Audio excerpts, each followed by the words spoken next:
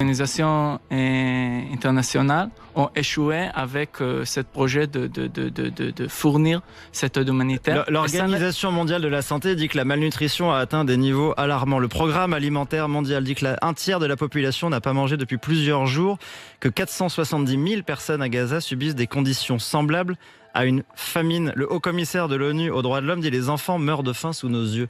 C'est quelque chose qui était... Cette campagne a commencé... C'est une campagne du Hamas. C'est une campagne du Hamas qui est aussi médiatisée par les organisations internationales. C'est quelque chose qui a commencé même 18 mois avant aujourd'hui. Cet discours sur la famine, des choses comme ça.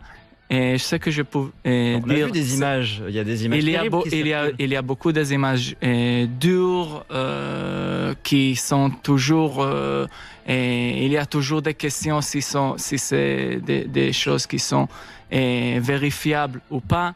Et comme vous le savez, c'est des journalistes qui ne sont pas indépendants, qui travaillent même avec le Hamas. L'accès de la presse est interdit. L'État d'Israël interdit la presse internationale, interdit à la presse internationale d'accéder à Gaza. Ça, c'est aussi pas exactement correct. Il y a toujours des journalistes qui entrent avec l'armée 90 000 israélienne. femmes et des enfants qui ont besoin d'un traitement d'urgence. Où est la nourriture? Qui la bloque? Qui la bloque? L'ONU la distribue pas. Le Hamas empêche qu'elle soit distribuée.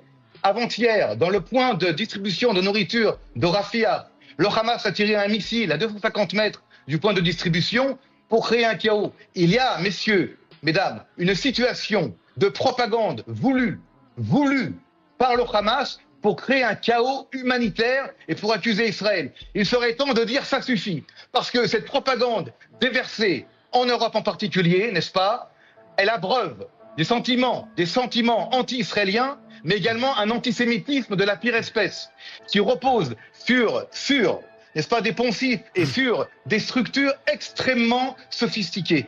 Israël ne veut pas et ne fera pas en aucun cas quelque chose pour qu'il y ait une famine à Gaza. Il n'y a pas de famine à Gaza. Par contre, il y a une volonté du Hamas qu'il y ait un chaos humanitaire à Gaza. Ça, il faut le dire clair et net. Et toutes les photos qui sortent de Gaza aujourd'hui, qui sont distribuées par des journalistes, souvent d'agences de presse, malheureusement, je ne veux pas citer leurs noms pour ne pas créer ici de problématiques, mais j'ai les noms. Des agences de presse qui travaillent avec le Hamas. Thierry Arnaud, merci. Des journalistes. Non, mais c'est important. Merci, ça suffit pas. Parce qu'à un moment donné, il faut dire, ça suffit. Accuser Israël tous les jours. Publier des photos mensongères tous les jours. Lancer un doigt accusateur vers Israël au lieu d'accuser le responsable, le Hamas. C'est le Hamas qui est responsable, ses alliés et ses suppôts qui sont malheureusement pas tous seulement dans la bande de Gaza.